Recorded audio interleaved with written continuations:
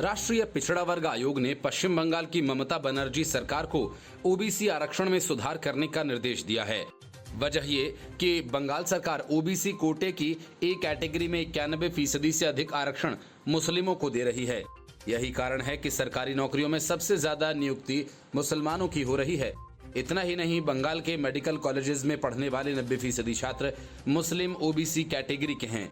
मतलब कि ओबीसी आरक्षण के नाम पर ममता सरकार मुस्लिमों को जमकर आरक्षण दे रही है। इतना ही नहीं, ममता सरकार धर्म परिवर्तन कर मुस्लिम बने लोगों को भी आरक्षण का लाभ देकर एक तरह से धर्म परिवर्तन को प्रोत्साहित कर रही हैं। राष्ट्रीय पिछड़ा वर्ग आयोग ने गत 25 फरवरी को पश्चिम बंगाल का दौरा किया था। इस दौरे में बंगाल सरकार की संस्था कल्चरल रिसर्च इंस्टीट्यूट की रिपोर्ट में सामने आया कि बंगाल सरकार ने हिंदू धर्म से धर्मांतरित होकर मुस्लिम बने लोगों को भी ओबीसी की लिस्ट में शामिल किया है।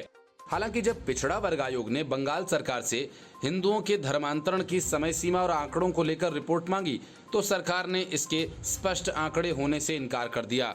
एनसीबीसी के इस दौरे में यह भी सामने आया कि पश्चिम बंगाल सरकार ने ओबीसी की लिस्ट में कुल 179 जातियों को शामिल किया है।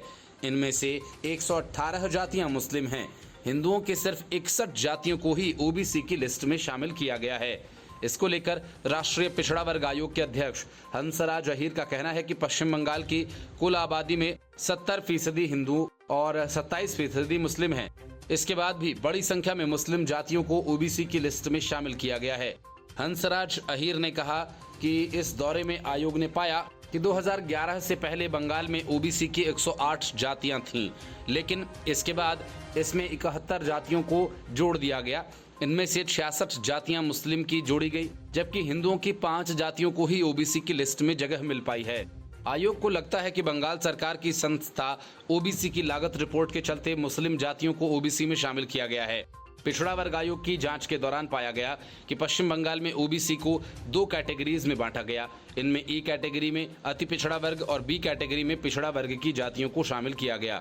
इस दौरान राष्ट्रीय पिछड़ा वर्ग आयोग ने जांच में पाया कि बंगाल सरकार की सरकारी नौकरियों में बड़े पैमाने पर मुसलमानों को आरक्षण दिया गया।